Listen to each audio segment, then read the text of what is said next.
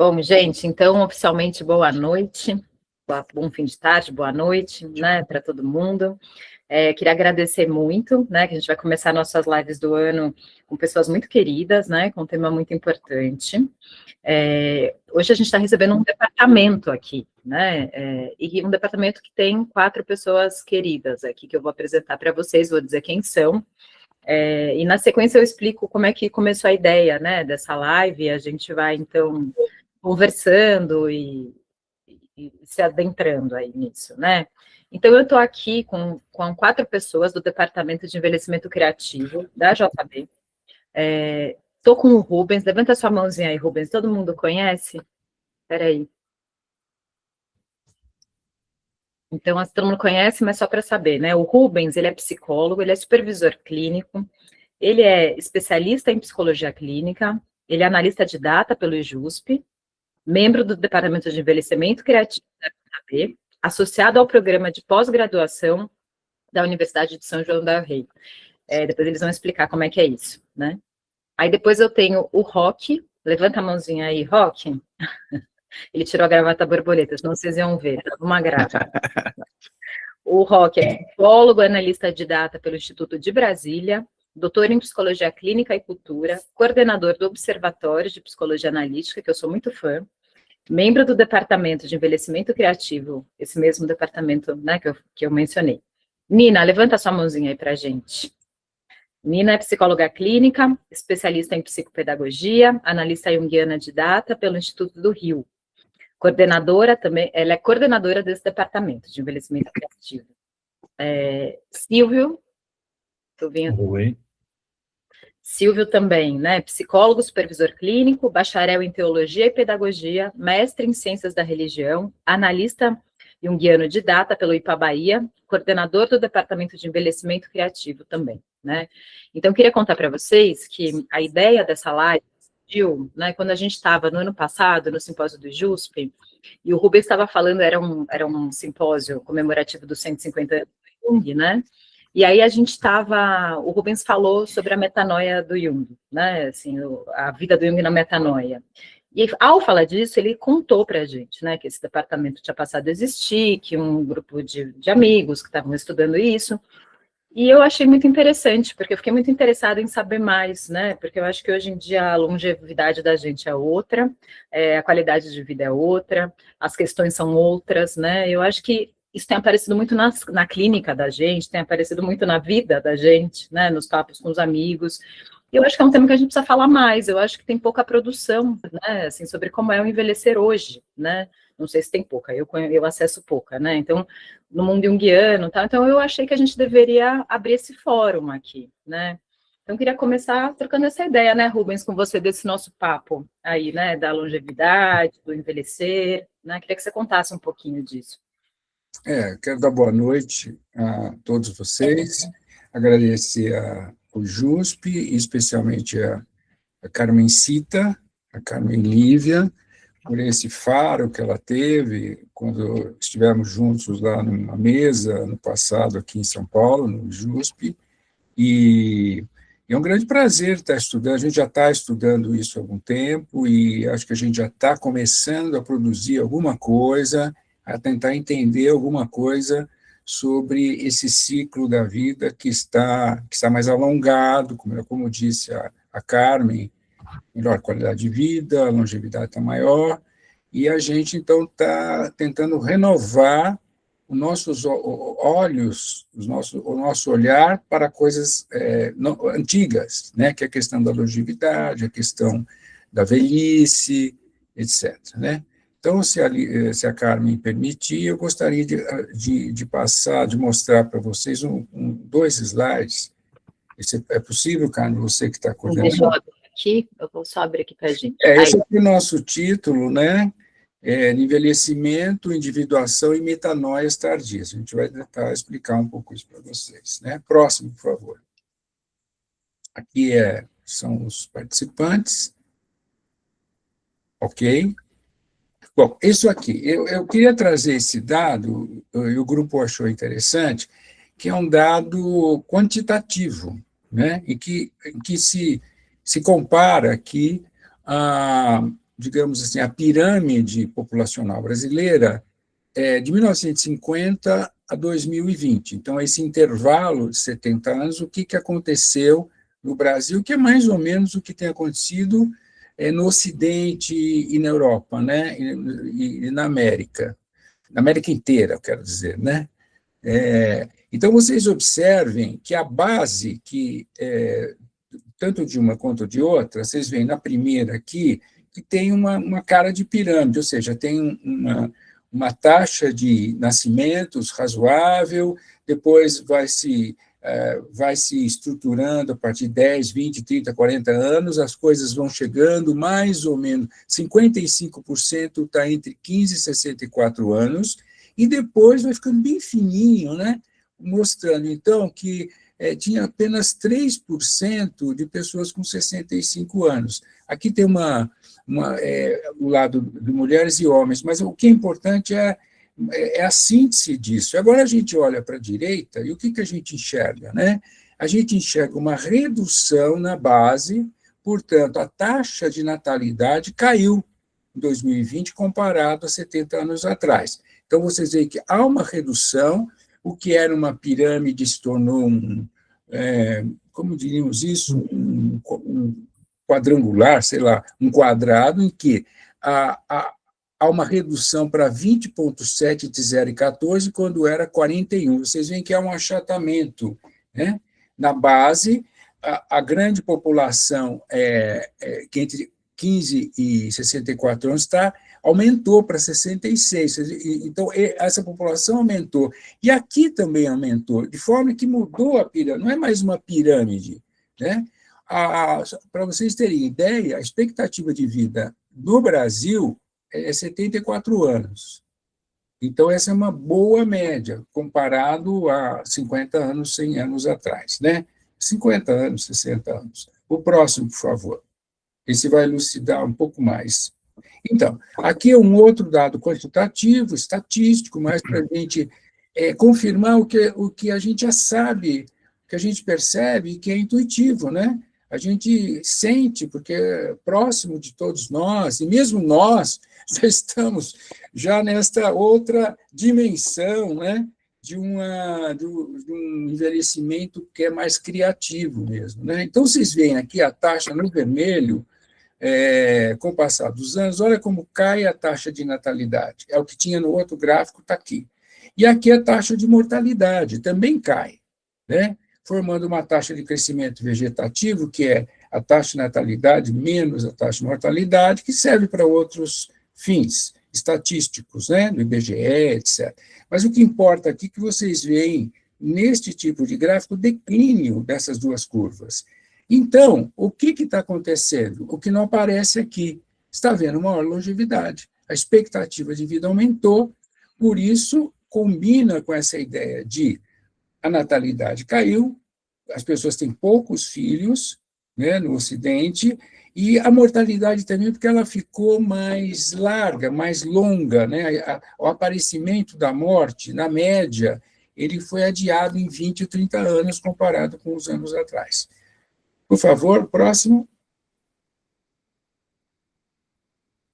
Bom, o que nós estamos estudando? Com isso, eu quero mostrar para vocês, o nosso grupo quer mostrar, que abriu-se uma janela de observação, de vivência e de experiência clínica, como a Carmen falou, que mostra que esse ciclo, que mais ou menos 50, 60 anos em diante, até os 80, 90 anos, abriu uma grande janela, uma janela de observação da população que envelheceu, que está chegando mais lá. E o que a gente observa? Há 20, 30 anos atrás, pessoas idosas pouco iam, a gente chamava de idoso, né? Pouco iam à psicoterapia. E quando iam para um suporte, vamos chamar assim. Né? Hoje não, hoje a gente tem uma prática clínica que grande parte, ou tem um contingente, uma demanda muito grande para pessoas 60 a mais. Então, o que a gente tem observado? A gente tem observado transformações psíquicas nesse ciclo tardio. Então, são transformações psíquicas. Então, dentro dessas transformações, a gente tem observado que, em alguns casos, essas vivências são mais críticas, essas transformações são mais críticas, e que promovem mudanças muito radicais, que podem ser deflagradas por uma série de circunstâncias externas ou internas, né? E a gente está chamando, porque são crises tão similares, né? A metanoia que Jung definiu em Símbolos da Transformação, no prefácio, né? Que a gente chamou, então, de metanoias ou momentos metanóicos tardios, porque pouco se estudava esse ciclo, se estendeu. O Jung tem um texto chamado Etapas da Vida, volume 8, parágrafo 778 seguintes, ele faz uma descrição, na época dele, de como era a concepção. Ele é o primeiro, na psicologia analítica, que faz isso, pensar em ciclos vitais, né? A infância, da adolescência, a fase tardia e a velhice. Só que aquilo acabava mais ou menos 65, 70 anos, já que a metanoia, que é um outro conceito que a gente está usando aqui, ele era para acontecer, ou era esperado, ou era identificado mais ou menos nas faixas dos 35, 40, 45 anos, né? Então, a gente chamava, e todos nós utilizamos muito essa virada, essa transformação, que são que é a metanoia. Mas daí nós descobrimos que muitas transformações acontecem em ciclos mais tardios, o que mostra a potência e a pujança do inconsciente do ponto de vista junguiano. O inconsciente junguiano é muito criativo. Então, ele vai promovendo transformações à medida que o indivíduo ele vai entrando em novos ciclos da vida. Então, tudo isso está dentro de um projeto maior, que é o processo de individuação. Então, é disso que nós vamos falar. Nós vamos falar de individuação, vamos falar de ciclos de vida, vamos falar de metanoia e metanoias mais tardias, e é essa a nossa intenção.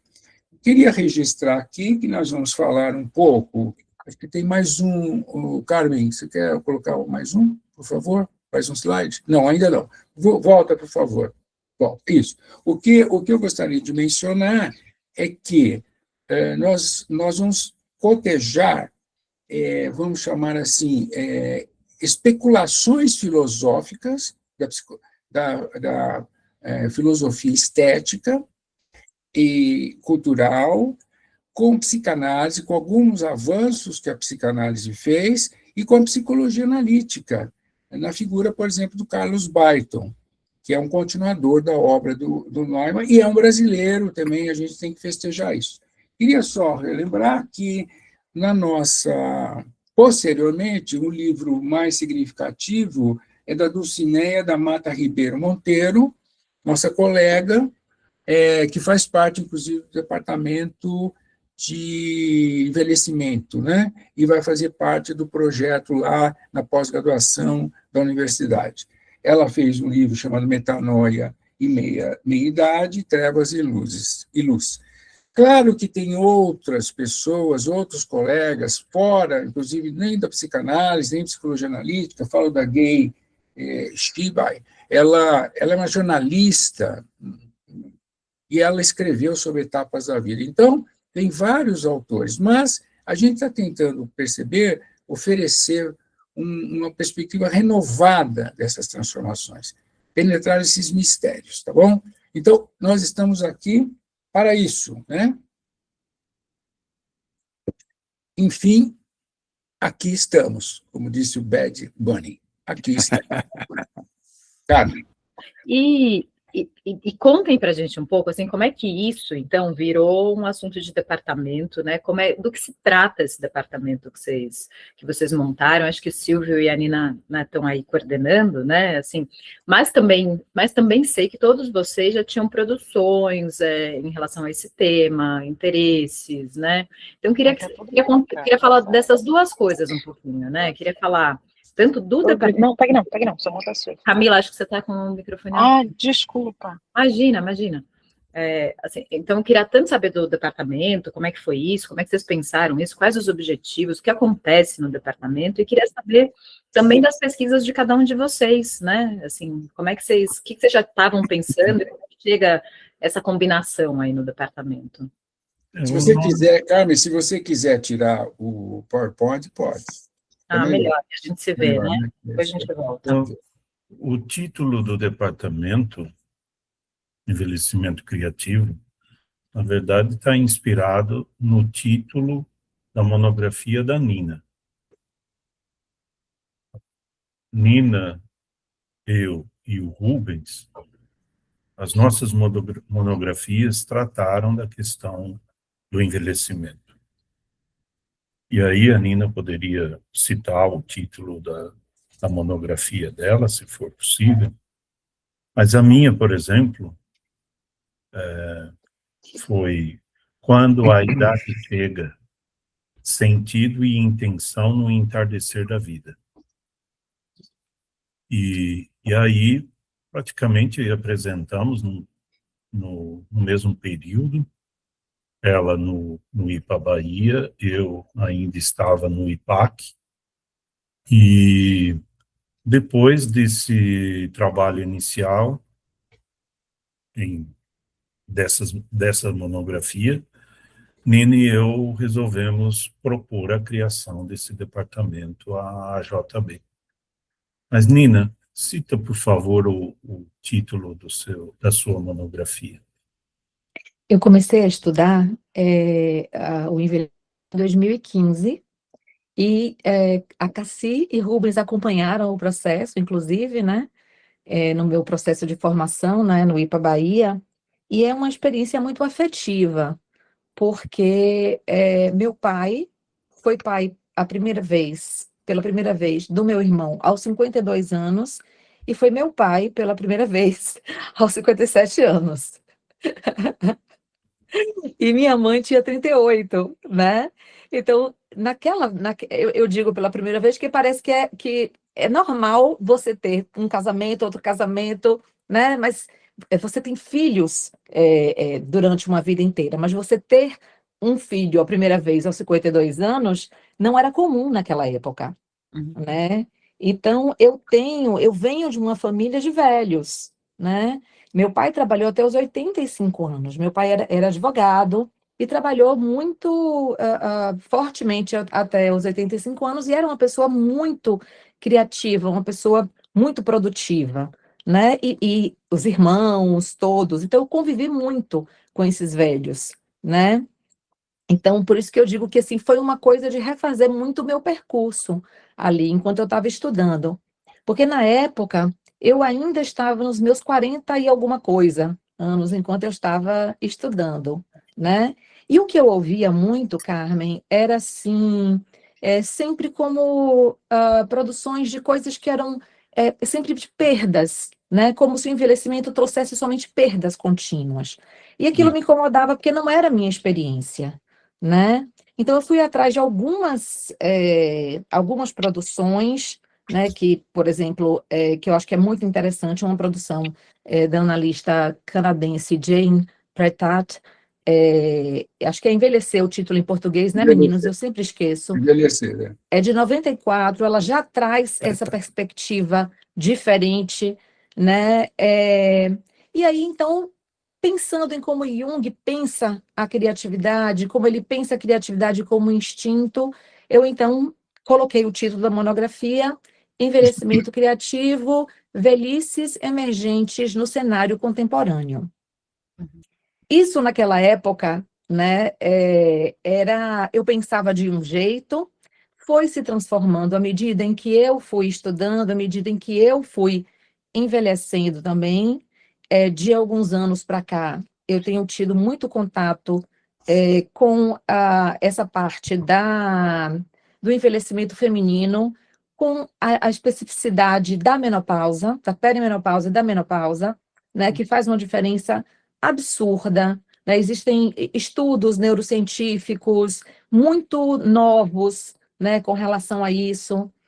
Então, Silvio e eu... Teve um Roda Viva, né, Nina? Bem agora. Isso. essa neurocientista, quando eu li o livro dela, estava em pré-venda nos Estados Unidos ainda, né? Isso foi em 2022 para 2023, quando eu comecei a estudar. E é muito bacana, porque esse livro está estourado no mundo inteiro, está traduzido para todas as línguas, praticamente, porque é um débito incrível com a mulher, né? A gente vai trazer, a gente não trouxe ainda nada do estilo tardio relacionado à mulher, ainda porque a gente precisa de mais estudos, de biografias, descobrir uma pessoa, né, uma mulher que a gente queira trabalhar, né, dentro da psicologia analítica, como tem Jung, mas é um plano aí. Então, eu tenho trabalhado muito nessa parte da perimenopausa e da menopausa, e a gente, então, fez um convênio com a Universidade Federal São João del Rei, com o professor Walter Mello, para que a gente pudesse ver quais são as especificidades do envelhecimento masculino e do feminino. E aí eu estou falando feminino e masculino porque são questões biológicas mesmo, né? Mas eu já conversei com Júlia Cades uma vez para a gente pensar não é de gênero, né? Não é uma questão... Isso, exatamente. Então, acho que é um pouquinho por aí. Não sei se eu respondi a sua pergunta. Sim. E no meio... Silvia, diz.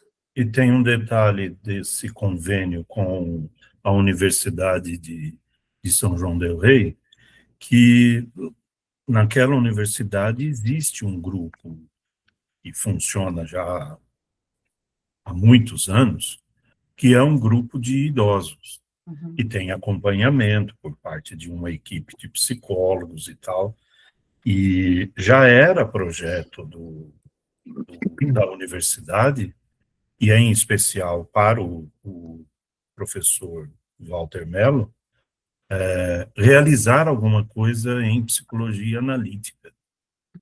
E quando nós o procuramos e formulamos esse projeto, logo foi abraçado, foi aceito, já temos aí um grupo formado de discussão, acho que vai ser semana que vem, ou a próxima vai ter uma reunião. Semana que vem. Uma reunião, e já tivemos umas 2 reuniões, pelo menos, né? E, portanto, esse ano vai se partir para o campo de pesquisa empírica, né? Empírica, né? Empírica, exato. Empírica, aplicando um questionário e acompanhando esse grupo. Eu esqueci de adicionar uma coisa também. Quando Rubens e Roque apresentaram o texto que eles escreveram sobre o estilo tardio no Congresso da Bahia, Silvio e eu ficamos encantados, né? E aí, então, conversamos, eu tive uma primeira conversa com o Rubens e falei, vamos fazer alguma coisa juntos, vem para o departamento, porque eles não faziam parte do departamento ainda. Falei, vem para o departamento e vamos fazer juntos, porque são algumas coisas acontecendo ali, né? Então, tem essa parte aí, né, observando as especificidades femininas e masculinas, e tem essa outra parte do estilo tardio, e é um projeto de pesquisa que ele é contínuo. A gente começa com um público, com um objeto, mas ele vai continuar. Nós ficamos encantados, né, com o que eles trouxeram de estudo, que vocês vão conhecer hoje, que é fantástico. Eu vou querer saber já, mas eu gostei do que você estava falando agora, porque eu ia justamente perguntar isso, né? Eu entendi como é que formou, mas eu queria entender também o que Rubens e Roque estavam ali estudando, né? Como é que foi para vocês? Vocês chegaram com o que chamou vocês, né, nesse tema? O que é que vocês estavam estudando, né? Conta desse trabalho aí que ela está dizendo e como é que vocês chegaram nisso, né? Quais as questões que a gente tem aí para pensar? Passa a palavra para o Roque. Bom, primeiro, agradecer também ao JUSP, né, o convite, porque é uma oportunidade muito legal da gente conversar a respeito do tema. Né? Segundo, dizer que é um prazer estar aqui nesse quarteto, né, com esses 3 amigos, né, e somando tudo aqui, isso aqui é um painel de 250 anos de história, mais ou menos. Né? Só o Rubens e eu já garantimos 150 de história. Mas deixa eu dizer uma coisa. Bom, primeiro respondendo a essa pergunta, depois eu quero fazer algumas considerações. Quando a gente adentrar mais o tema, né, nós ainda estamos aqui fazendo uma revoada sobre os nossos interesses e como é que nós chegamos aí, não é? O interesse pela metanoia, na verdade, percorre a nossa história. Um fato curioso é que metanoia é um conceito que tem um apelo muito intenso, muito forte para os junguianos, tanto quanto o conceito de individuação. Parece que essas duas coisas caminham juntas, não é? E há um apelo muito forte. O Rubens chamou a atenção dele na monografia de quanto, Rubens? 20 anos já tem essa monografia? Exatamente, né? Eu não fiz exatamente um estudo sobre envelhecimento na minha dissertação de 2008. O que eu fiz é um estudo mais aprofundado sobre metanoia, como uma crise criativa numa idade, digamos, média, né? O título, na verdade, corretamente, é Meandros de uma Crise Criativa, só isso, tá? E isso foi apresentado em São Paulo. Então, eu estudei muito metanoia. E o que eu vi, pessoal, o Roque, o que eu vi? Eu vi uma grande dificuldade em encontrar referências bibliográficas, mesmo na obra do Jung, do conceito de metanoia. Embora a gente use muito informalmente metanoia, o Jung, na obra completa, só tem 5 referências à metanoia. Então, essa escassez também chamou atenção, e na época eu achei que era conveniente propor um estudo desse devido a essa escassez. Eu tive que, inclusive, na época, em 2008, entrar em contato com a IAP, e lá eles tinham já a obra completa, e aí eu recebi informação, são tempos analógicos, né, gente? De que tinham 5 menções, sendo uma delas como verbo. Quer dizer, metanoia é transformação, né? É uma conversão, vem do grego metanoion, que é conversão. Então, essa palavra que Jung usa lá no prefácio do símbolo de transformação. Ele dizia, eu estava vivendo a minha metanoia. Tá certo? Então, mais ou menos daí que eu comecei a me interessar por isso. Continue, Roque. Então, exatamente essa constatação que o Rubens fez na época e que me chamou a atenção, né, as poucas referências que Jung fazia ao conceito de metanoia, e é importante saber, o Jung não inventou o termo, né, ele tem origem lá na Grécia, na filosofia grega, não é? Com esse sentido original de mudança de rumo, mudança de pensamento, né? Mudança de visão de mundo, sobretudo na filosofia grega, não é? Depois, no cristianismo, isso é assimilado através do grego, e, curiosamente, nas traduções bíblicas, metanoia foi traduzida como arrependimento, na linguagem religiosa como arrependimento, não é? Quando, na verdade, o conceito original era uma mudança de atitude. Ora, na própria concepção cristã, o arrependimento serve exatamente para o quê, não é, Silvia? Se não é para uma mudança de atitude em relação ao outro, em relação à vida. Isso é curioso. Mas então eu fiquei me pensando, né, ao longo desse tempo das nossas conversas, por que esse apelo tão intenso para um conceito que foi pouco dito explicitamente, né, por Jung, não é? Se você vai pesquisar hoje nos dicionários, e o principal dicionário que nós temos aqui no Brasil disponível é do Paolo Pieri, né? Você procura metanoia, você encontra um pequeno verbete de meia dúzia, 10 linhas, muito rapidamente dizendo como é que Jung entende metanoia. Diferente de todos os outros conceitos junguianos, que o Pieri se desdobra em fazer referências, citar locais onde esses conceitos estão situados, né? Isso não acontece com metanoia. Isso é curioso, né? Então, qual é esse forte apelo? A tese que eu tenho a respeito disso... Por quê? Assim, o que acontece? Então, o que acontece, não é? Eu acho que tem uma questão que nos atrai no conceito de metanoia, que é o mito que nós, junguianos, vivemos do velho sábio, da velha sábia. Nós cultivamos esse mito, não é?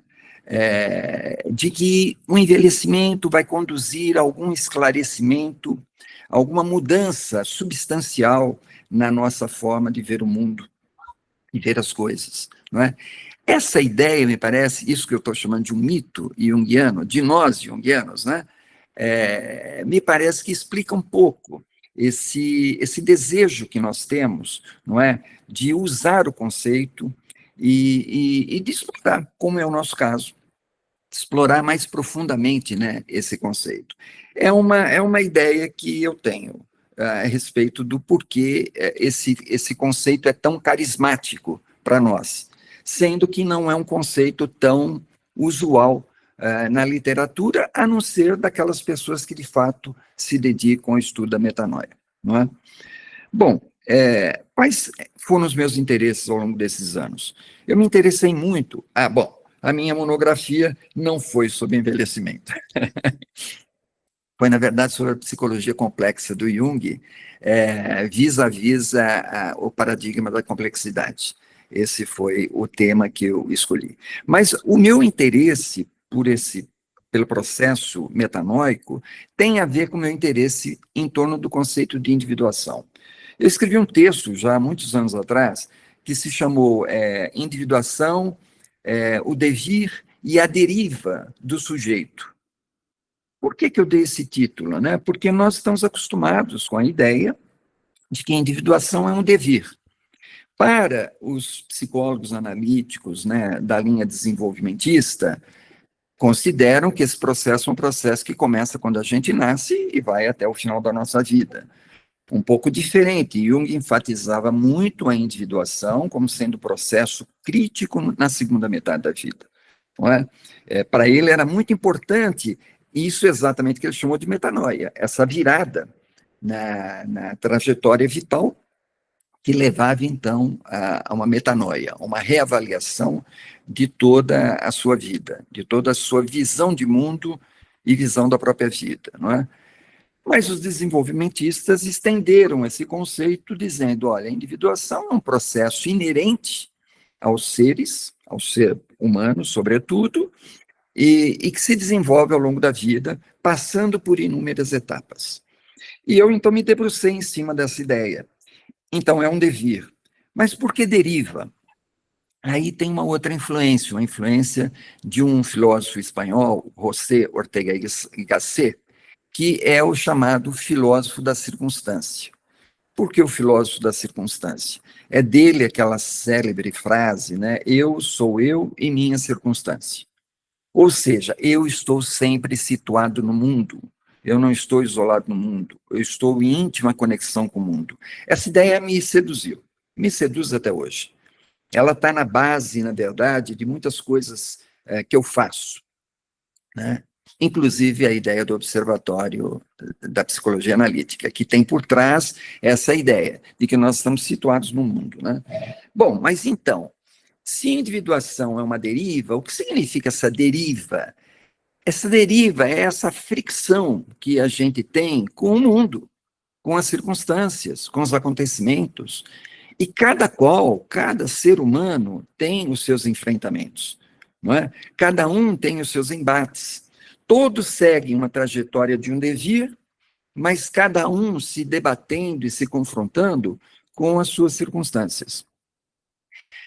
Aí, então, um detalhe biográfico também que eu queria colocar, porque a Nina me provocou quando ela fez essa confissão, né? Eu sou filho de pais que foram muito longevos, viveram muito tempo. Eu só soube, depois que eles se foram, que eu me dei conta de que o fato de ter pais longevos e sadios durante muito tempo, e eu próprio, sendo uma pessoa que gozou de uma saúde muito boa ao longo da vida, trouxe para mim aquilo que eu classifiquei, categorizei, como um complexo de invencibilidade. Eu sou herdeiro, não é? Eu tenho uma herança longeva, uma herança sadia, e veja, a prova é que eu também está aqui, eu sou a testemunha viva, né, dessa. Até que tudo muda, né?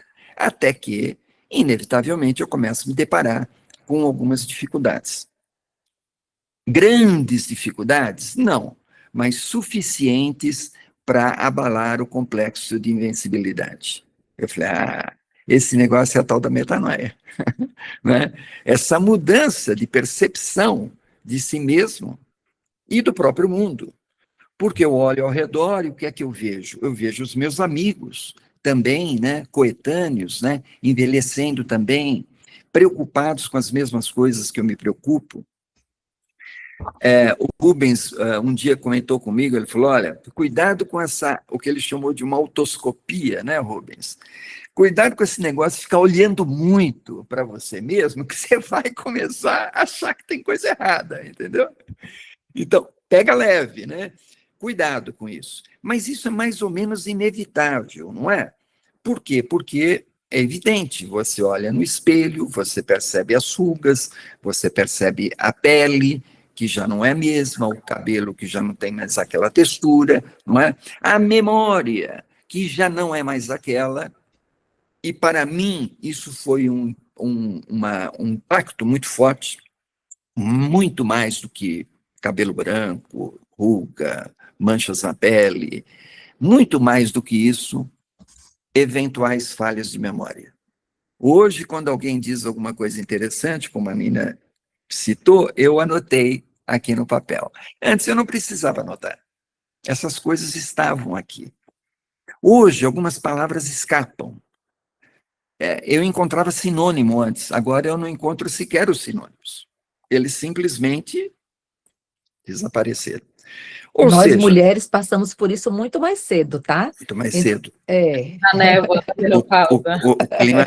O climatério traz isso, né? Isso. Aliás, deixa eu aproveitar essa intervenção, viu, Nina? Você lembra que nós conversamos num certo momento que nós descobrimos que climatério também é um termo que vem do grego, e antes Isso. dele ser apropriado pela medicina para caracterizar essa transição da fase reprodutiva para a menopausa não reprodutiva, ele significava, na verdade, transformação, mudança de percepção.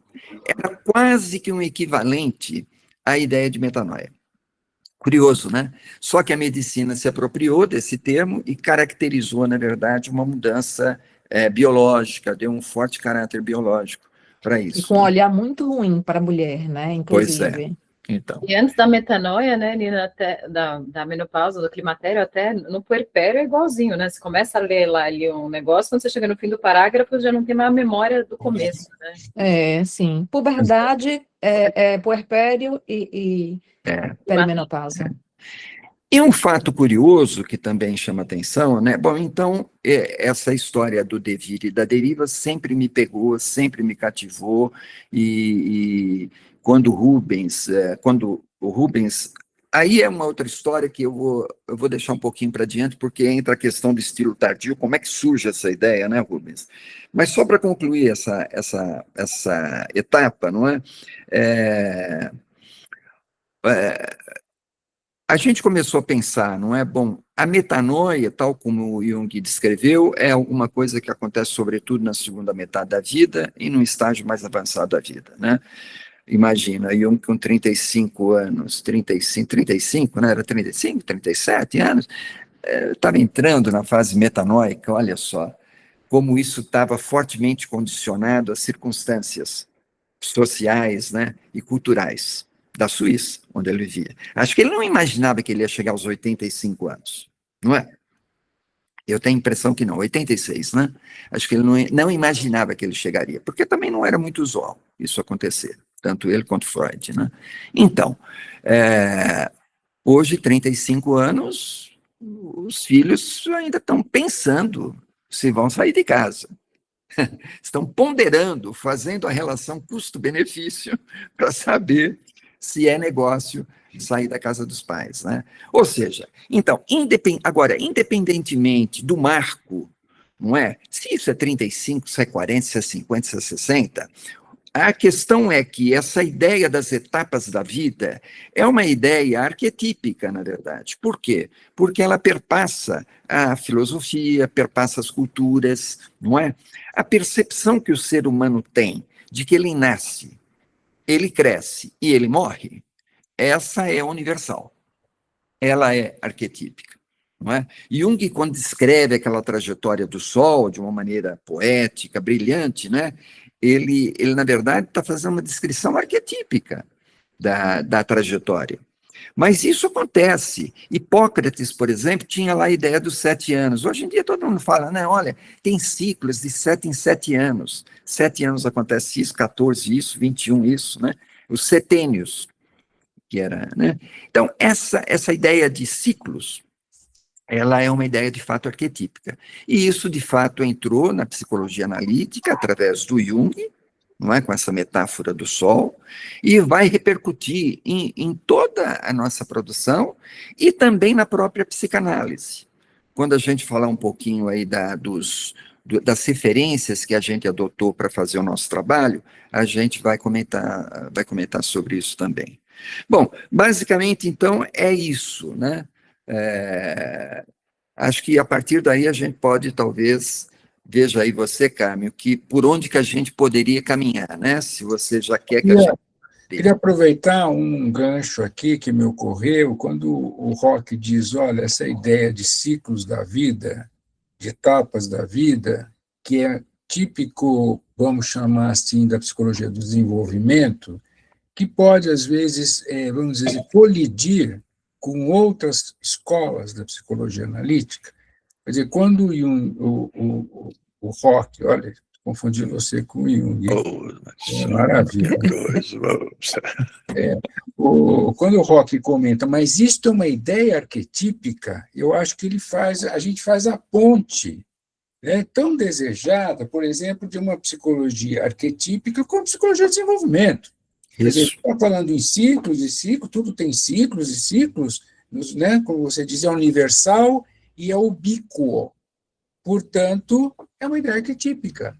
Eu achei ótimo, porque isso tira essa separação entre essas escolas e faz uma ponte entre elas. Eu acho importante isso aqui, porque muitos colegas são arquetípicos, que têm uma certa, vamos chamar assim, uma certa dificuldade com essa ideia de ciclos, de etapas, etc. Então, eu achei muito legal que você falou isso, viu, Rock? Que fique registrado aí a minha satisfação de fazer essa ponte aí. Carmen Cita. Ué, mas então conta pra gente essa história do estilo tardio, né? Como é que é isso, assim? O que é isso, estilo tardio? De onde vocês tiraram? Com quem que vocês estão conversando, né? Para a gente entender que pesquisa que é essa. Não seria melhor, exatamente, seria melhor o Silvio falar agora? A culpa é do Silvio. A culpa é do Silvio, é isso que eu ia dizer. A culpa é do Silvio. Agora, cara, foi ele que botou a pulga atrás da nossa orelha, né? Isso. Vai que fica a individuação, né, Silvio? Pode dizer. Bem, essa ideia veio pela minha monografia, quando pesquisando sobre essa questão da metanoia também, essas transformações, eu encontro uma palestra do Zoya, em que ele cita Eduard Said, um autor árabe, orientalista, crítico de arte, e aí naquele... Palestino Said, né? Palestino, sim. E aí eu fui pesquisar e encontrei um livro em que o Eduard Said põe o título de Estilo Tardio. Imediatamente comprei, comecei a ler, estudar, e a ideia principal do texto do Said é: os grandes compositores musicais, das sinfonias, das orquestras, desenvolveram suas composições, no final da vida deles, de um modo completamente diferente comparado com o início do trabalho deles. E ele, então, descreve como é que aconteceu na vida, as circunstâncias, como o Rock chamou a atenção, quais foram as circunstâncias que esses compositores vivenciaram para que isso acontecesse. Então, ele cita Beethoven, ele cita Strauss, ele cita Glenn Gould, ele cita tantos outros. E em se tratando da autoridade em crítica de arte, como Said, e uma produção maravilhosa, além de todos os textos sobre a questão da Palestina, isso me atraiu demais, e isto fui incluindo na minha monografia, e numa conversa com o Rubens, citei o Said, o estilo tardio do Said.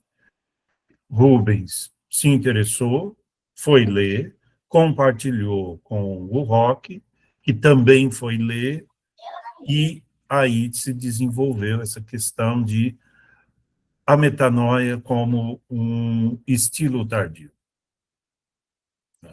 Só tem uma coisa que eu poderia adicionar, se você me Claro, permite. claro. É que quando a gente for estudar o Said, que tem, na verdade, mais um trabalho de transformações culturais, na verdade, vamos dizer assim, das culturas passarem por processos de avanços tardios e de transformações culturais, eu encontrei quem? Uma referência dele. Quem era a referência dele? Adorno. Aí jogou a gente lá para trás. Quer dizer, ele cita muito Adorno. O que nós fizemos? Nós fomos estudar o Adorno. Porque o Adorno também era um cara da filosofia estética. Então, aí nós encontramos a expressão, né, estilo tardio, como o Silvio acabou de falar. E, a partir daí, se formou, então, uma linha do tempo entre o Adorno e o Said. E isso foi muito gratificante. Aí nós pensamos, não é? Será que isso tem a ver com a psicologia analítica? Nesse entretempo, o Rock ele tem uma experiência boa com psicanálise, e ele, então, traz aquele casal Erikson, que também fez uma proposta de ciclos de vida, como nós fazemos. Então, a gente tentou conectar, digamos assim, essa ideia de estilo tardio como metanoia tardia. A gente foi ajustando o que o Adorno e o Said, como filósofos e musicistas, isso é uma característica interessante, ambos tinham atividade musical como amadores, então isso também conectou muito bem, eram pessoas muito criativas, de épocas diferentes. Nós estamos falando de diferença de 20, 30 anos entre eles, eu acho. 50, 80, ou 90, né, Silvia? Eu não sei bem como é que é. E aí a gente viu do nosso lado, o Rock trouxe muito essa experiência do casal, né, da psicanálise, e nós temos no Brasil um teórico que é muito criativo, que é o Carlos Byton. Então, a gente fez assim, essa linha Adorno-Said, emprestamos essa ideia do estilo tardio, fomos checar se isso não poderia ser, na verdade, metanoias, ou momentos metanóicos, ou metanoias, no plural, tardias. E aí comparamos, então, com a psicanálise, com aquele casal Erikson, e com os trabalhos do Byton. Então, ficou assim, Jung, de um lado, o proponente dessas histórias, de primeira e segunda metade da vida, ainda muito, eu diria assim, muito embrionário, né, gente? Embrionário para os dias de hoje. Aí a gente ajusta com o Byton, e o Byton é um seguidor, para quem não sabe, o Byton é um seguidor do Neumann. E o Neumann teve uma influência e uma interação muito criativa com Jung, justamente nos últimos 5 anos da vida do Jung. Então, ele pega toda a composição que vocês devem saber sobre o Neumann, que era uma espécie de intelectual, assim, periférico, mas muito sagaz, e amplia, o Byton traz para o Brasil essa ideia de outros ciclos de desenvolvimento. Como assim? Como delineamento só, não é como uma coisa, como o Roque diz, precisa. É dos 55 anos até 59 e 11 meses. Não é isso, não estamos falando de cronologia, estamos falando de transformações mais tipificáveis. Então, é essa a noção que nos deu digamos assim, de uma intersubjetividade, né, entre essas preocupações filosóficas, a psicanálise, os Ericksons, e a psicologia analítica. Está certo, Roque? Sim, acho que a gente poderia... Na verdade, é interseccionalidade. Acho que a gente poderia projetar, viu, Carmen, esse próximo slide que estava ali na linha, que é o amarelinho, que são as 5 metanoias do Byton, porque aproveitar essa referência que o Rubens acabou de fazer, não é? Aí, essa daí, eu não sei se está legível, mas acho que todo mundo consegue ampliar aí na sua tela, tá? A gente consegue ampliar um pouquinho. Então, o Byton foi, na verdade, aqui no campo junguiano, foi o primeiro a pensar em várias metanoias, não é? Quer dizer, ele já fez um avanço, e veja que quando ele fala em 7 fases da vida, e ele situa mais ou menos, né, em termos etários, mais ou menos segundo a psicologia do desenvolvimento de então, né, 0 a 2 anos, de 2 a 12 anos, 12 a 20, depois idade adulta de 20 a 40, olha só, adulto maduro de 41 a 60, e a 7ª fase ele chamou de terceira idade, velhice, mais de 60 anos. Olha que coisa curiosa, né? Byton está ali, isso ele escreveu por volta de 2015, acho que foi 2015. Isso, né? Então, veja, e ele... Depois dos 60 é a velhice, aí hoje nós estamos discutindo exatamente isso, né? O que vem depois disso. Quer dizer, como se não tivesse transformações. Isso, depois disso, é uma coisa só, depois dos 60 anos, né?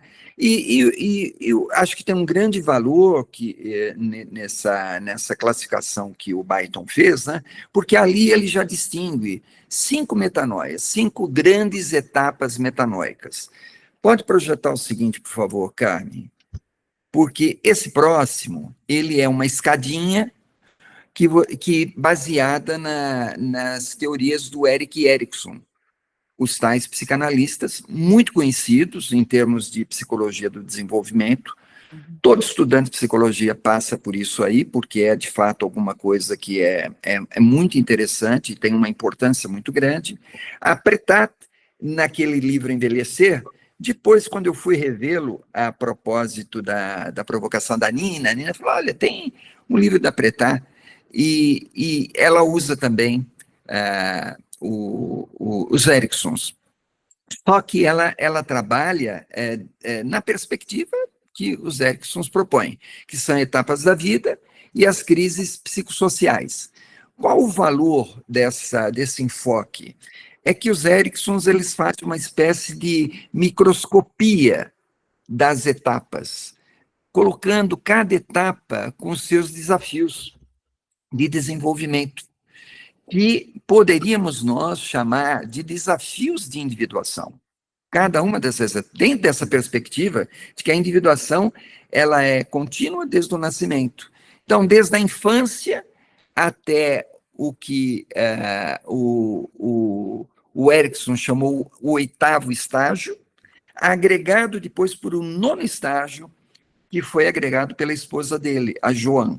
E por que a Joan agregou o 9º estágio? Ela viveu mais tempo do que o Erikson.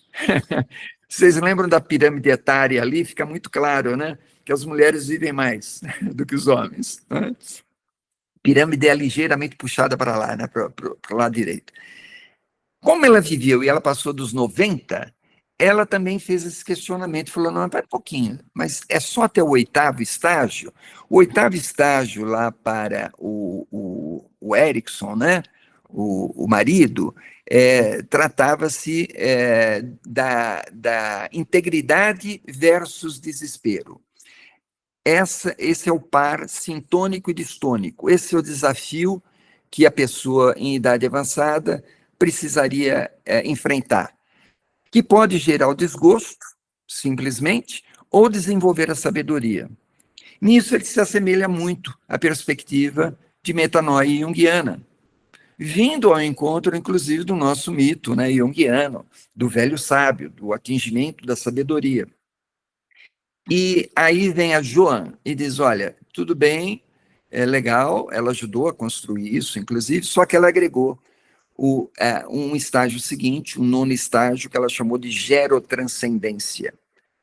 E aí, na gerotranscendência, o que ela diz? Ora, todos esses conflitos anteriores são novamente reelaborados na fase muito avançada da velhice, né, após os 90 anos. E aí, ela discute como cada etapa dessa é revivida e como pode ser superada. Não é? Valoriza muito o apoio social nessa etapa nona. Por quê? Porque a dependência, ela se torna, a dependência individual, física, psicológica, inclusive, se torna muito aguçada. E a pessoa precisa aprender, inclusive, ter a capacidade, inclusive, de aceitar a ajuda, né? Sempre que essa pessoa conte com a felicidade de ter uma rede social que dê apoio, que a suporte. Então, a partir desse gráfico do Erickson, nós pensamos, então, não são apenas 5 metanoias, tal como o Byton descreveu, né, com base nas grandes etapas, mas existem inúmeros momentos metanóicos ao longo da vida. E o que é que caracteriza esses momentos metanóicos? São mudanças de consciência que nós temos na medida em que nós enfrentamos esse atrito com o mundo. As circunstâncias, As né? circunstâncias, exatamente. Então, é aí, isso pode ser, vamos exemplificar, um sujeito se torna pai. Para algumas pessoas, se tornar pai produz uma mudança, uma visão nova da vida, às vezes até uma mudança da percepção do próprio mundo, porque ele está botando alguém, né, nesse mundo. Ele precisa acreditar nesse mundo para botar filho, senão ele não põe filho, o que muitos jovens já estão abdicando de fazer. Eu vou botar filho nesse mundo para quê mesmo? Não é? Então, a gente identifica também diferentes momentos metanóicos. É claro que lá na frente, conforme Jung diz e conforme a Joan Erickson diz, nós temos lá a grande metanoia, a metanoia tardia, aquela que nos prepara para o fim, né? Enfrentar o fim da vida. Né?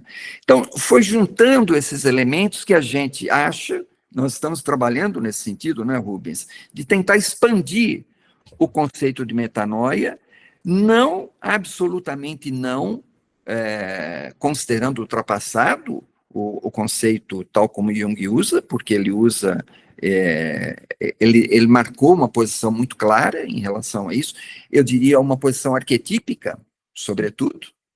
Ele não se preocupou com a microscopia do desenvolvimento, tal como os Ericksons fazem, né?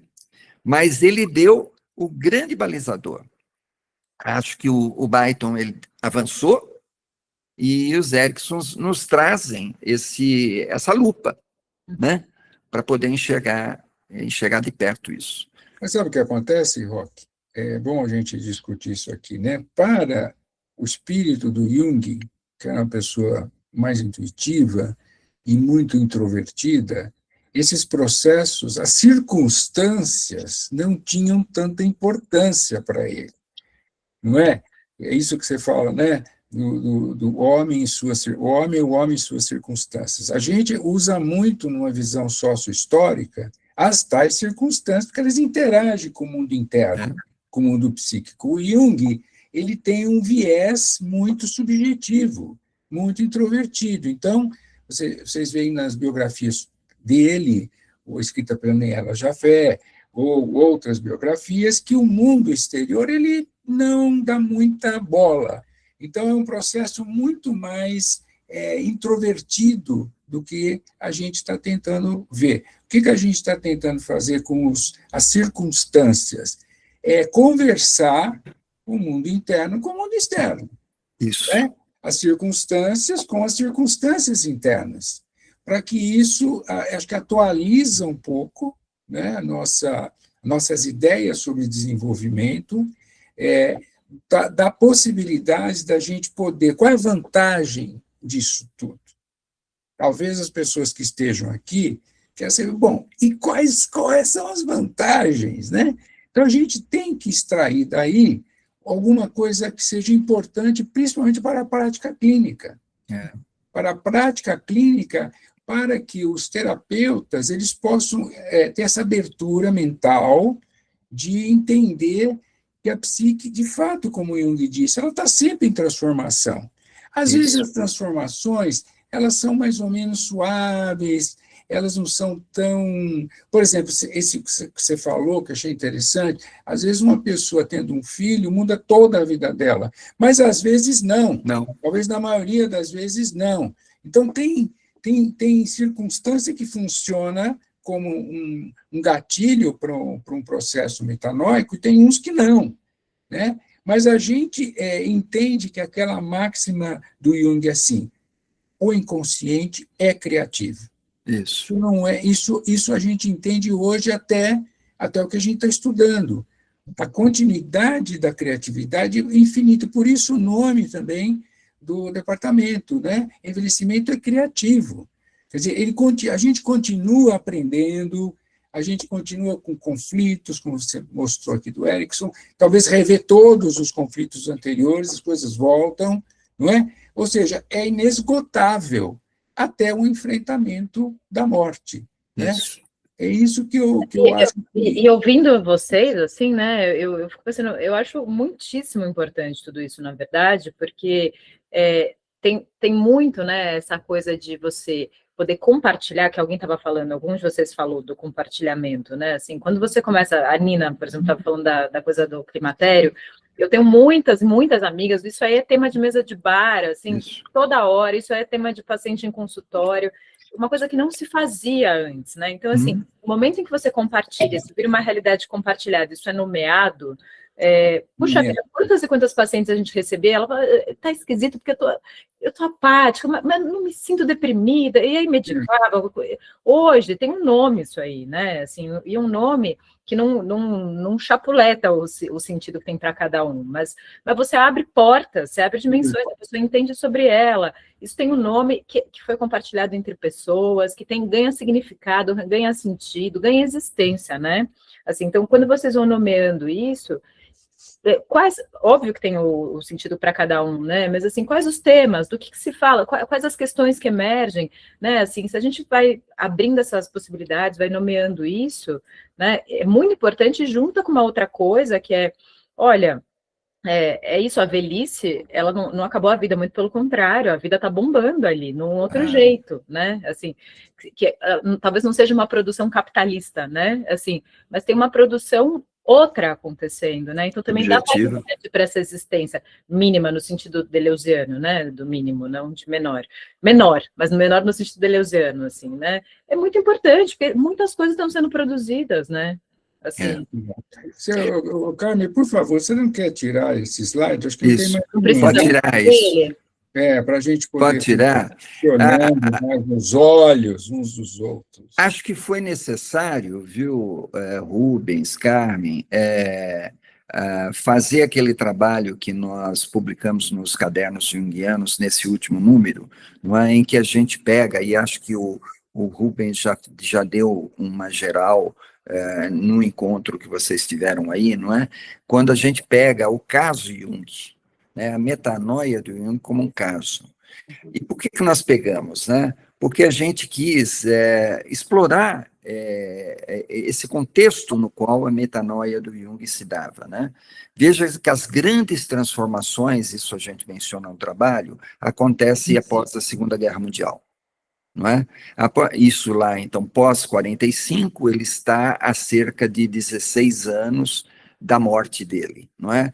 E é quando ele tem também, mais ou menos nessa época, os grandes acometimentos de saúde, não é? Experiência de quase morte que ele tem, não é? Foi onde ele construiu uma boa parte das obras, das grandes obras importantes dele.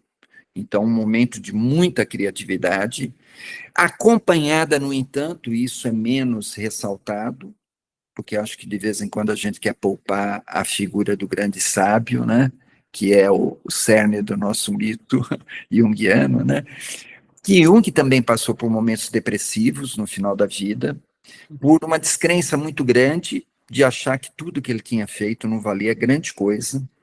Então, ele passou também por esses momentos de Nigredo, digamos assim, né?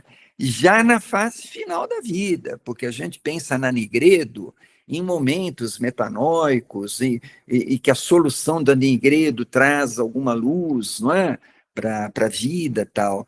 E Jung viveu momentos de Nigredo muito próximo, já da fase final da vida. E a gente menciona isso no nosso trabalho, também para desmistificar, não é, ou afastar qualquer ideia, né, de que a metanoia ela resulta de maneira apoteótica, né? isso, de uma forma muito sagrada e tudo. isso. Vai terminar você sendo um sujeito muito sábio, né? Eu estou à procura desse negócio aí. Mas eu queria só adicionar, se me permite, Rô, Claro, e claro. todos me permitem, é que a gente teve que ter muito cuidado, extremo cuidado, em achar os marcadores, os indicadores e cruzar esses indicadores, para que isso ficasse bem caracterizado, né? E nós conseguimos fazer isso, curiosamente, com o próprio Jung. Nós não imaginávamos que isso pudesse acontecer justamente com ele. Então, nós tivemos o cuidado de pesquisar e cruzar muitas informações que sejam significativas. Porque se você tem um problema no fígado, pode não ser um problema grande. Agora, se você tem uma experiência, como ele falou, fim da Segunda Guerra Mundial, o Jung tem um acidente bobo, um acidente, era inverno, era fevereiro, ele foi dar a caminhada dele matinal, e ele escorrega e ele quebra o tornozelo. E ele quebrando o tornozelo, também não temos problema nenhum. O vizinho chamou, tal, ele foi parar no hospital, ele recebeu todos os procedimentos, entretanto, ele não saiu mais de lá. Ele teve embolia. Então, ele teve aquelas experiências, ele teve parada cardíaca, ele teve uma série de vivências de quase morte. Bom, ele demorou para sair, a dona Emma fechou a porta, a primeira a não ingressar é a Toni Wolff, por regra, né? Por regra, e ele fez de 4 meses, e quem viu ele entrar e viu ele sair, ele mudou completamente, ele se tornou aquele velhinho que a gente conhece. Agora, não é só isso. A produção, como o Roque estava falando, ele tinha uma produção muito rica em alquimia. Ele tinha, mas era uma produção que ele não liberava para publicação. Era uma produção que ele trabalhava muito, que ele expôs muito em Eranos. E tinha muito material. É todo despejado a partir dos 64, 65 anos. Ele viveu até 86. Então, ele tem a produção é muito grande, ele tem as ideias de sincronicidade nessa época, a ideia de energia psíquica nessa época. Então, a gente tem indicadores de que ele se transformou muito. O Jung embora o Jung sempre trabalhou com religião, o Jung é luterano, mas ele era um pouco cético assim com relação à vida pós-morte. Depois dessa experiência, ele começou a considerar a vida no espírito. O próprio Mysterium Connunctionis, né? Pensando Exatamente. evolução como é que é? Coisa do estilo tardio, né? Da onde surgiu. Ele fala que a obra magna dele é o Mysterium, que é de 56, se não me engano, né? 4 anos antes dele morrer, sim. Não, e tem mais um item, Carmen, e todos aqui presentes, que vocês vão achar interessantes. Existem algumas pesquisas a respeito das relações com o mundo judaico. E Jung tinha uma espécie de complexo judaico. A experiência dele com Freud, é um suíço, brancão, grandão, né? Ele era muito conservador, embora as pessoas possam não gostar, ele era extremamente, um conservador liberal, né? E ele parece que essa experiência, porque ele teve umas vivências cabalísticas quando ele estava internado. Estão devidamente registradas no capítulo, acho que 7 do Memorações, ele coloca ali, no Memorações e Reflexões, não sei se é capítulo 7, em que ele tem visões cabalísticas. Muito bem, quando isso acontece, ele passa a utilizar elementos judaicos na obra dele. Ele não usava antes. Cabalísticos, ele começa a resolver isso aí. Aparece um rabino muito importante na época, um dos grandes rabinos da época, ele esteve em Zurique, e o Jung quis falar com ele. Ele disse, eu não falo com esse cara é antissemita.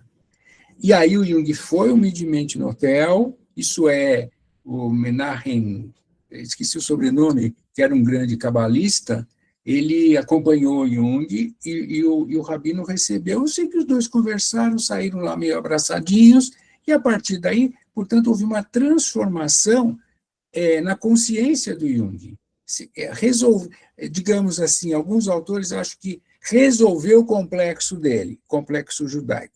Então, você vai pegando por vários ângulos, você vai vendo que, de fato, a chance dele ter tido um novo momento metanóico, né, aos 65, 66 anos, é muito plausível. É uma hipótese que a gente tem, né, Roque, e Nina e Silvia, é uma hipótese que a gente tem. Mas é muito provável, porque ele mudou muito. O que o Roque estava falando é um pouco depois, quer dizer, quando ele vai ficando muitos problemas físicos, veja, para aqueles que endeusam muito, ele teve problema com a próstata, ele teve que tirar a próstata. É coisa mais mundana do que isso. Problemas de fibra, os problemas foram deixando ele mais amargo. E aí é o que o Roque falou, não sei se eu produzi, esse desânimo todo e tudo mais, já se aproximando do fim. Mas a ideia, portanto, é que nós mudamos de estilo tardio para metanoia tardia, metanoias tardias. Qual é a graça? Qual é o benefício para nós, principalmente nós que somos terapeutas, é a gente conseguir ter essa visão, essas portas que a Carmen falou, ver com portas abertas, com olhos bem abertos. O que está acontecendo nessas criatividades, os conflitos e algumas transformações e algumas crises muito sérias e muito profundas que geram a ideia de metanoias. Esse trabalho, viu, Rubens, que a gente vai fazer, né, em São João del Rei, esse trabalho empírico, aqui a Nina e o Silvio mencionaram, né, é uma maneira da gente cotejar essas ideias que estão no plano da especulação e da reflexão teórica, né, com uma população real, com a vivência real das pessoas. Não é? O que se pode identificar? Porque um trabalho como esse só faz sentido se a gente for em busca das experiências reais e concretas dessas pessoas, né? Em que medida nós vamos conseguir identificar esses elementos metanóicos, né? Inclusive de metanoias tardias, né? Mais avançadas, numa população de pessoas reais, concretas, brasileiras que vivem aqui, não é? Acho que vai ser muito interessante isso. Particularmente, a partir dessas nossas conversas, eu tenho pensado que a gente pode fazer, assim, um trabalho que eu chamaria, talvez, da estética da individuação. Porque está me parecendo, não é, que se a gente parte do princípio de que o processo de individuação, ele é peculiar e ele é único para cada uma das pessoas, não é? Nós temos aí uma obra de arte, que a gente pode dizer, fazendo uma analogia com o estilo tardio, lá do Adorno e do Said, né? Se a vida é uma obra de arte, não é? Ela carrega em si um estilo próprio de cada um de nós. De maneira que, digamos que as últimas pinceladas, não é? Que a gente der no quadro, no final das contas, porque vai ter esse momento, né? Nós vamos dar a última pincelada na obra, né? Ela estará concluída. Então, eu vejo que tem uma estética, na verdade, aí nessa história, né? Que o Said e o Adorno nos lembraram, no final das contas, né? Com essa ideia que eles olharam e viram lá na produção artística. E nós falamos, bom, mas aqui também tem uma produção artística, né? Que é sim, é verdade. a produção da nossa vida, né? Da nossa vida pessoal. Né? Então, nesse sentido... E a questão do estilo, né? Que o Hillman fala tanto, né? Isso. Da inspiração como estilo, né? A maior obra, a melhor, do meu ponto de vista, a melhor obra junguiana sobre envelhecimento é A Força do Caráter, ou A Poética de uma Vida Longa. O Hillman cantou essa pedra. Porque é mesmo. Né? Ele faz uma descrição poeticamente fenomenológica. Ele fala de coisas que a gente identifica na gente, né? Uhum. Não uma coisa em abstrato, né? Uma coisa que a gente identifica. Vamos ver como é que vai ser essa experiência de contato com a realidade mesmo, né? Do objetiva, com o empirismo, né? Nós vamos cruzar com isso para ver a consistência das nossas hipóteses, né? Porque são hipóteses, realmente. Que a gente vê um pouco na clínica, né, Roque? Mas a clínica... E nada melhor, né, do que... Nenhum método melhor do que acompanhar individuações, né? Exatamente, acompanhar individuações. E elas não param, né? A individuação ela é contínua, digamos assim. Ela é contínua. É um gerúndio, né? Não é um gerúndio, é individuando, não é individuado. Individuante, individuando, né? Mas, olha, deixa eu te dar te dizer uma experiência. Eu atendo um senhor de 96 anos. Ele tem 20 anos, 21 anos a mais do que eu, né? E conversando com ele está relativamente bem preservado do ponto de vista cognitivo, embora com muitas dificuldades físicas, né? Motoras. E eu fico ali conversando com ele e eu sinto uma estranheza enorme. Claro que tem um aspecto contratransferencial muito forte, né? Porque eu olho e eu digo assim, eu sou ele amanhã, né? Eu chego lá, né? E fico pensando como é que eu vou chegar, se eu vou ter as mesmas limitações, ou quais outras limitações eu vou ter, sobre o que é que eu vou falar, qual que é o meu ânimo, né? E eu sinto uma estranheza e, puxa, nós estamos distantes apenas 20 anos, né? Apenas 20 anos. É mais fácil eu olhar para quem tem 20 anos a menos e eu consigo compreendê-lo melhor, não é? A despeito de serem situações distintas, né? Um homem de 50 hoje é diferente da nossa época dos 50, mas não me gera essa estranheza. Ou seja, de onde vem a estranheza? A estranheza, meu amigo, vem lá do futuro. É o futuro que joga essa... Agora, posso te fazer sombra. Uma pergunta, né? Assim, eu estava aqui, né, maquinando, né? Porque é que hoje é isso, né? Também os nossos velhos são mais jovens, né? Mas assim, o que eu queria dizer, assim, eu estava lembrando, assim, né, de várias situações, né, de intervenções, assim, até de psicólogos, até de médicos, de geriatras, né, que chegam e falam, oi, vozinho, oi, ai, é uma infantilização tão patética, né, e eu estava pensando em que medida isso tem a ver com essa estranheza, porque você infantiliza de alguma forma, né, assim, será que essa infantilização também não tem, porque tá pensando aqui, ó, tava pensando num cara que eu atendi, acho que foi dos meus primeiros pacientes já ter, né, assim, quando eu era pai de uma professora minha da faculdade, e aí ela chega para mim e fala, porque agora, ó, vê se você consegue levar ele para fazer coisa, para ir para fora de casa, né, assim, porque ele não tem interesse em nada. E quando eu cheguei lá, a gente enganou, assim, engatou lá um papo de política, e que deu muito certo, né, assim, eu adoro ele também. E aí ele falava, eu quero escrever uma carta, nem lembro quem que era o prefeito na época, assim, mas ele falou pro fulano, porque eu quero falar para ele que não é... Eu falei, nossa, incrível, vamos fazer, né? Assim, no primeiro dia ele saiu, foi comigo no correio para postar a carta, e ela fala, ai, porque, né, ele tá agora com essas coisas. E eu pensei, mas por que essa coisa é essas coisas? O cara tá pensando na cidade, o cara tá falando a opinião dele, se isso vai ser efetivo, se o prefeito vai ouvir, tanto faz. Esse cara tá, sabe, exercendo toda uma função, da relação dele com a cidade, com todo mundo, né? Assim, então, quando ele vira o velhinho, quando ele vira, né, sabe, como é que é, o vozinho, assim, também não é um jeito de infantilizar isso, eu não sei, né, de lidar com essa angústia, né, cara, tem muitos outros valores aí, né, que vem, né, e talvez fossem mais importantes do que ir para a aula de Pilates que ela queria que levasse, né? É verdade. Mas é que o vozinho agora é o biso. É o biso. Mas mesmo o biso, gente, e É. daí, né? O biso, cara, o biso...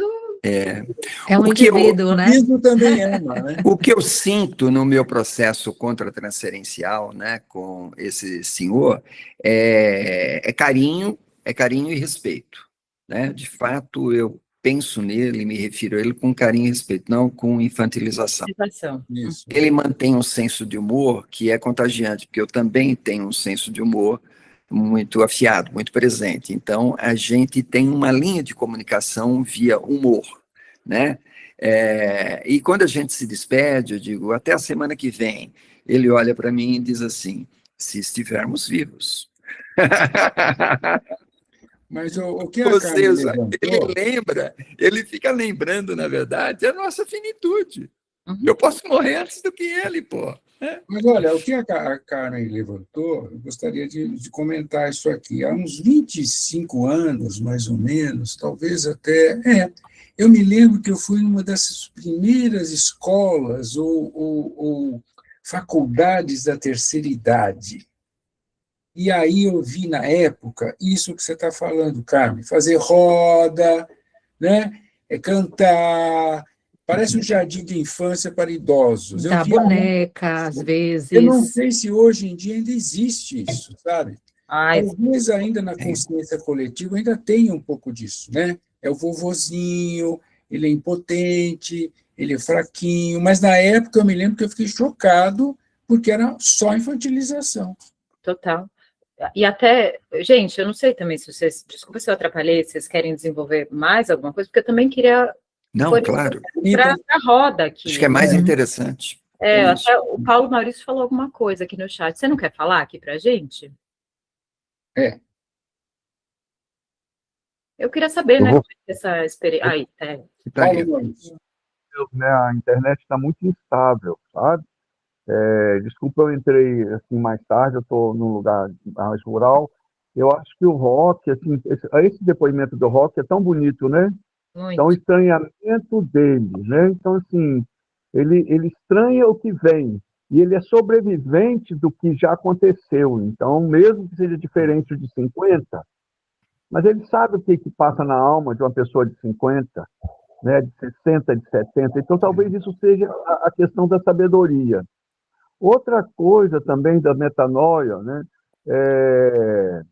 O Jung, ele morre muito velho. Na época dele não existiam velhos, né? Quem nascia em 1910, por exemplo, sobre a expectativa de vida era de 40 anos. Então, assim, eu formei medicina em 1983. A gente não tinha velhos naquela época, em 1983. Tínhamos muitas crianças, mortalidade infantil enorme, eram outras questões. Então, é outro momento.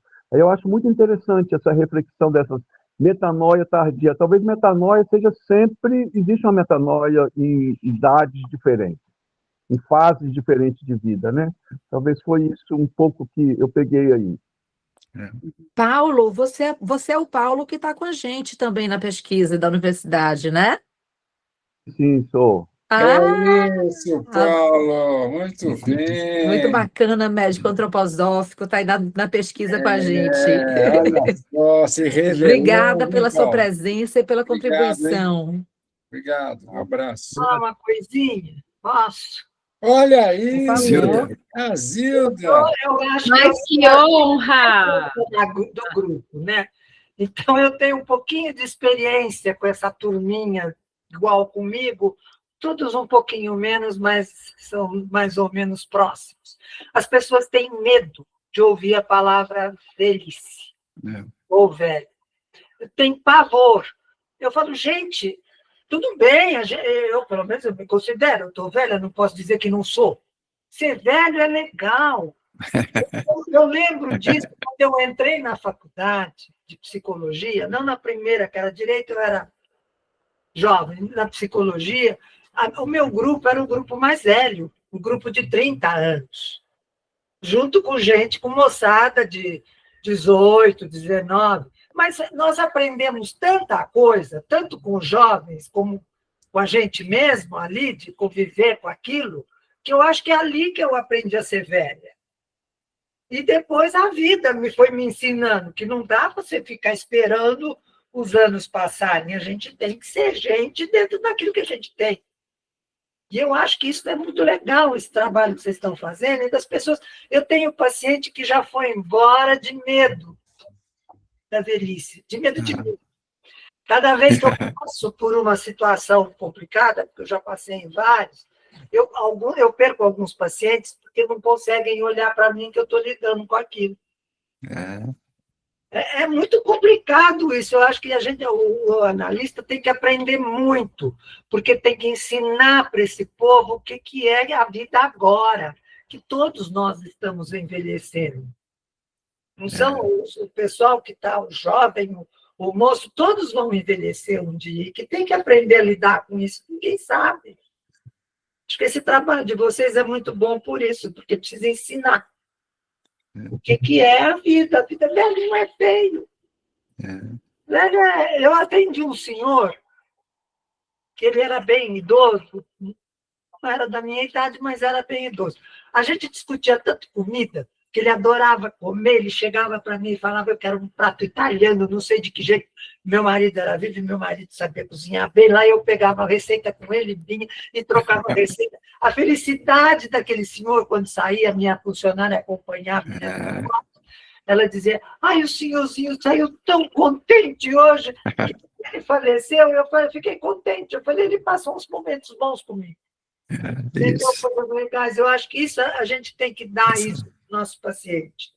Muito bom. É uma relação humana, né, Zilda? Eu acho que esse talvez seja o fator psicológico mais importante da relação, uma relação humana, né? Não, mas a Zilda levanta uma questão, prazer que você esteja conosco, viu, Zilda?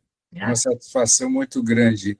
Ela levanta a história de nós, terapeutas, com o nosso envelhecimento. Não é que a gente está lá tratando de pessoas, né, que são velhas, etc., mas nós também temos que tratar, nós, como terapeutas da velhice. Se a gente lidar mal com isso, como é que a gente vai conseguir lidar com os nossos pacientes? É interessante, muito bom que você falou, viu, Zilda?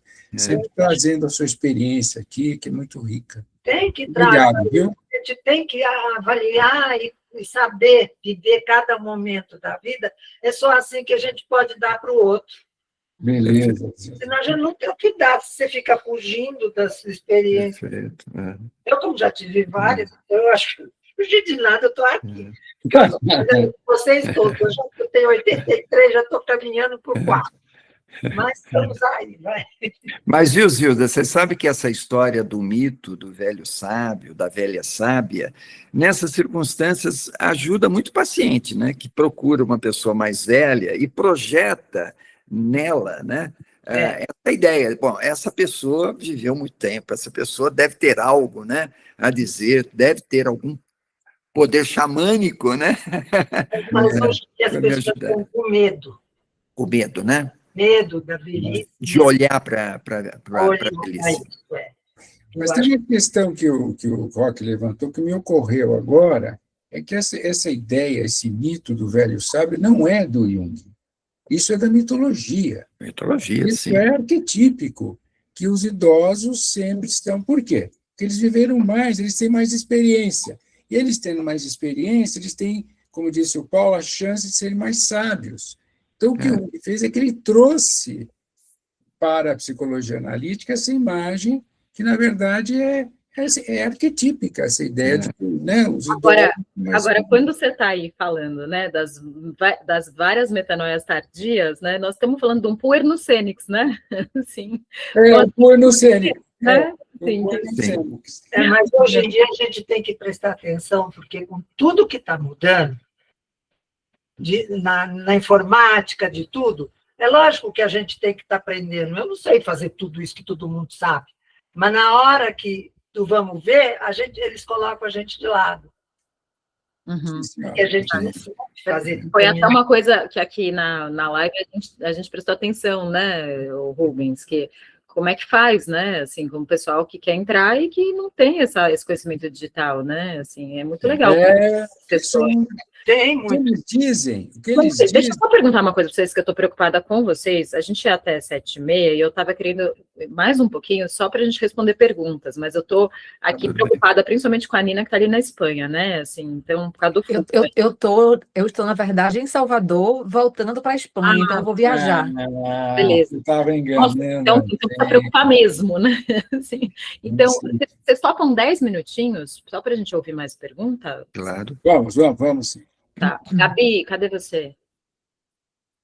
Gabi está por aí. Levantou a mãozinha? Aí.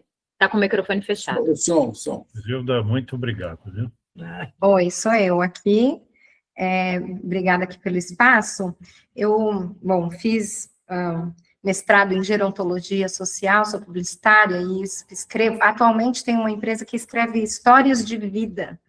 E a gente é muito procurado para escrever histórias de vida de longevos, né, dos avós, dos pais. Então, parece que uma urgência de algumas pessoas da família de resgatar essa história, essas memórias, né?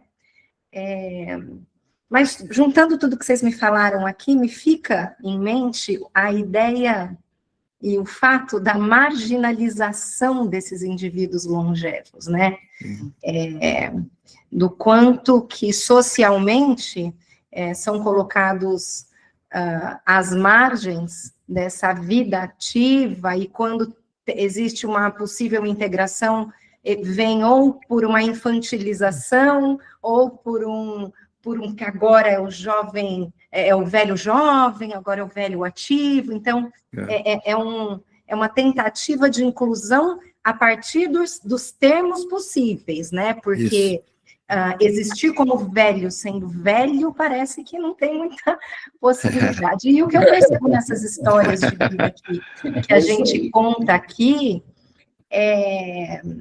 e é interessante essa ideia da transformação nesses 80, 90 anos e tal, esses velhos que a gente conta a história, parece que são velhos anestesiados e que correspondem a uma expectativa social de ficar às margens, de ficar à espera, né, da passagem. E eu não sei se socialmente a gente constrói possibilidades dessas reais transformações, da potência de transformação ainda nessa idade, né? Então, quando a gente faz esses trabalhos deles revisarem e recontarem suas próprias histórias de vida, que eles reencontram hobbies, reencontram prazeres, reencontram desejos, e um ou outro, por conta disso, resolve, então talvez eu volte a fazer uma aula de música, ou talvez eu volte a...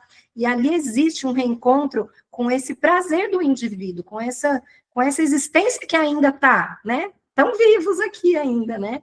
Então, me questiona um pouco isso, assim, do quanto que, de fato, essa transformação depois dos 80, ela, de fato são presentes, e tem espaço para elas, não só social, na família, mas também dentro do próprio indivíduo, de como ele se vê nessa idade, assim. Era isso que eu queria dividir aqui com vocês, e parabéns pelo grupo e pela... De onde que a gente acha essas histórias que vocês Obrigado, têm? Gabi. Muito obrigado, Gabi. É uma empresa, minha empresa chama historiascontadas.etc. A gente tem um site sendo refeito, a gente tem um Põe no chat pra gente, Gabi. Pra gente... Instagram, eu vou pôr. Muito legal. Sim. O meu história contada. Você É quer, a Zilda? história contada, o meu livro. Eu escrevi um livro. História contada. Como é que chama? Que eu já esqueci. Com saudade. Desde quando eu nasci até os 70 e lá vai cacetada. Bacana. Como é que chama esse livro? Ideia da segunda parte, mas antes da segunda Mas parte... Mas ele está publicado, Zilda? Ele já está publicado, o seu livro? Meu livro já. Opa! Essa com a saudade, só. Não é... Amazon tem. Não é um diário, né, Zilda? É um vitário, né? Vitário. Interessante, porque é uma conversa. Eu não gosto de falar porque Gabi. são Histórias contadas. 4 pessoas falando. Que legal, hein? É a saudade, eu e mais... não vou contar, senão perde a graça. Claro. Agora, eu o que vou a Gabi ler. levanta, o que a Gabi levanta, Isso você vai ler. Você vai gostar.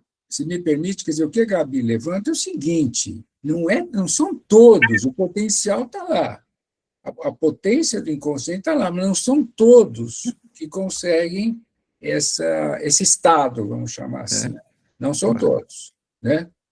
Alguns sim, porque tem etarismo, tem a autopercepção, que é ruim, as comparações, como é que eu falei?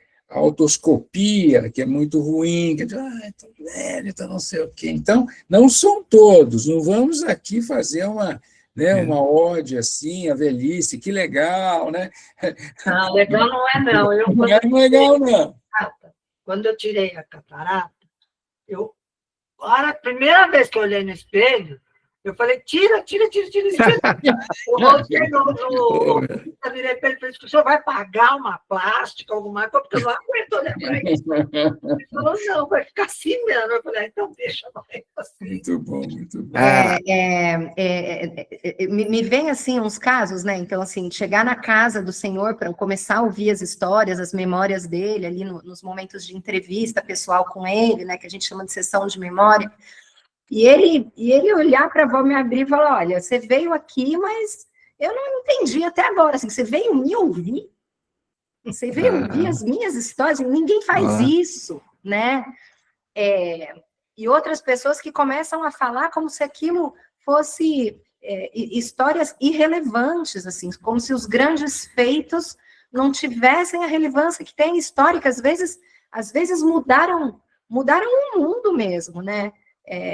Começaram uma nova era, de um novo pensamento, de uma nova forma, e não tem consciência, assim, disso, porque ficam nesse lugar marginalizado.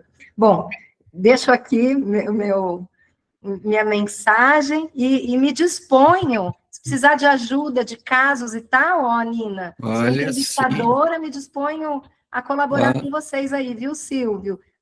Queremos posso sim. colaborar com esses casos, com qualquer Muito coisa obrigado. que vocês precisem. Interessante. Segue a gente no Muito Instagram, obrigado. Gabi. Vou seguir. Não, e o Instagram dela, acabei de olhar aqui, é lindo, gente. Além de ouvir história, o formato do livro é maravilhoso. Que bonito. Muito obrigado. Gabi. Também que depois eu converso com você. Carmen, você manda para mim o Instagram dela, por favor? Mando Pronto. para vocês todos aí. Ô, gente, assim, ó, infelizmente a gente precisa acabar, né? Porque dá vontade de conversar muito mais, assim. Então, eu só queria, para acabar, pedir para vocês contarem como é que é esse negócio do departamento aí. É aberto? Dá para a gente chegar? Vai ter grupo de estudo? O que vocês vão fazer aí? Porque vai precisar compartilhar esses negócios aí, né? Bom, nós estamos aí organizando isso. Provavelmente vamos abrir um grupo de estudo, mas não pelo departamento, e por uma iniciativa da Nina, eu, Rubens e Roque. Estamos agora focados pesquisa, que vai demandar tempo, vai demandar entrevistas, esse acompanhamento, né? Então, mas procurem acompanhar-nos aí nas redes sociais, Tem um nossos canais. Instagram? Temos, sim. Nina, por favor. Deixa eu te mandar aqui. E para a gente se encontrar, de fato, a gente tem muita coisa para falar, né?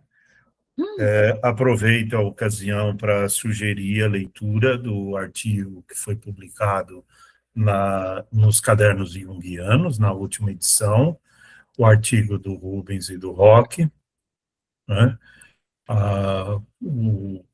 O Jung como um estudo de caso, né? A metanoia do próprio Jung, né? E vários aspectos que foram abordados aqui hoje estão contemplados lá no artigo. Então, por favor, acessem os cadernos e compartilhem. Vão mandando Carmen, antes de encerrar, eu queria que a Camila... Gente, Camila mandou uma observação tão importante. Maravilhosa. Quer falar, Camila, sobre isso? Quero sim, porque eu nunca esqueço esse dado. Eu tenho isso como uma programação mental de trabalho, sabe? Porque nossa profissão não é aquela como quem faz esportes que se programa para aposentar cedo, né? Que você tem uma vida profissional curta. A nossa vida profissional é de muitos anos, de continuar trabalhando por muito tempo. E aí, quando eu tive essa informação do Henderson, ele ampliou a minha vida em uns 20 anos, sabe? Minha vida profissional. É claro que assim, eu não me programo para viver até os 100 e alguma coisa, mas talvez a medicina avance até lá e isso seja realmente acessível. Então, eu acho que se você não tem uma programação para essa idade, você não tem o que fazer, você não tem uma meta, você não tem um objetivo do que você quer estar fazendo, realmente você vai declinar no sentido de que não tem muito sentido, mas se você tem a realizar, eu quero estar fazendo, eu quero estar ajudando, eu quero estar implementando coisas, é mais fácil você se programar e de fato acontecer. Então, Henderson, que eu tenho notícia, foi ele que viveu tempo e continuou atendendo, né? Então, nossa, 106, acho que ninguém ganhou. Isso está num capítulo que foi escrito, se eu não me engano, foi pelo Thomas Kish, quando ele faleceu, ele escreveu foi escrito para ele, na verdade, alguns capítulos, e aí tem um trecho falando sobre isso. Então, gostaria até de confirmar essa informação, mas você me lembra que ela está correta. Longevo, muito longevo. Muito longevo. E aproveitando, já que vocês me deram a palavra, que eu queria ler só o que o Oxford fala sobre o que é metanoia, porque eu achei que eu queria pedir desculpas, porque eu realmente não tenho mais como ficar, tá? Desculpa. Nina, porque eu vou viajar. Muito obrigada, boa viagem para você, e depois deixa o Instagram com a gente. Eu mandei aí para o seu WhatsApp, tá bom? Tá bom. Muito obrigada.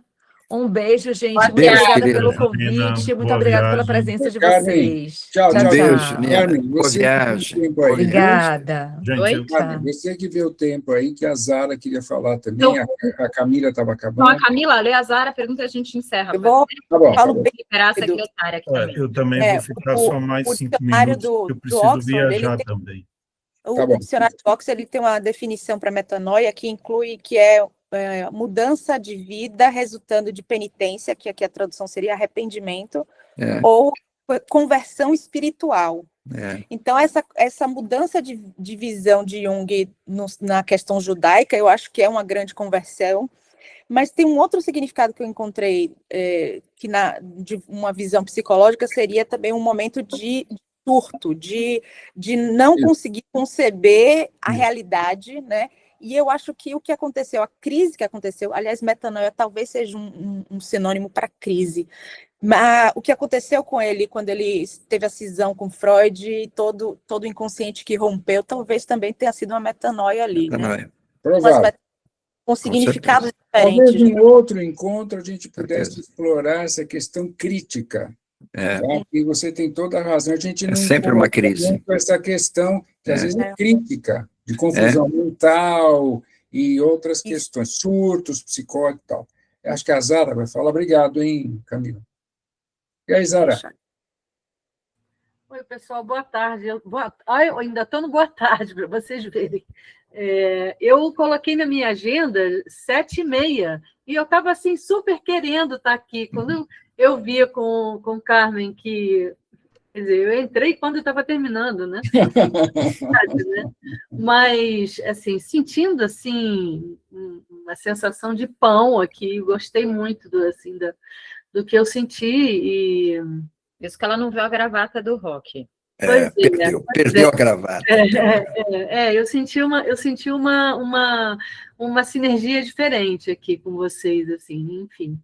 Mas, por um acaso, nada por acaso, subiu ontem, essa semana agora, para o YouTube, uma conversa que a gente teve lá na SBPA sobre a gente eu não estou conseguindo me lembrar aqui agora o nome que a gente dá, do Cineclube. Do Cineclube. Jung, né? E eu fiz uma fala a respeito daquele filme O Último Azul. Aham. Então, assim, fica aí o meu pedacinho de pão, assim, quando vocês Último Azul. Muito quiserem ver. Obrigada, Silvio. Silvio, Beijo, meu querido. um abraço para vocês, viu? Um beijo. Obrigado, Sara. Tá vendo, gente? Ó, essa coisa que a gente foi quase meia hora a mais é porque tá precisando falar sobre isso. Então, por favor, vocês façam Vamos falar para sobre a gente falar disso mais. Tá bom? Com certeza. Gente, muito obrigada, né, pela presença de todo mundo. Muito obrigada para vocês do departamento. Foi uma delícia conversar com vocês. Muito importante tudo isso que vocês estão fazendo. Então, vão divulgando, vão mandando aqui para o JUSP. A gente vai também pondo nas nossas redes, né? Assim, a gente vai conversando mais, certo? Com certeza. Obrigado, Carmen. Imagina, queridos. Obrigado a todos. Foi um prazer. Ó, sextou então, né? Sextou? Sextou. Vai postar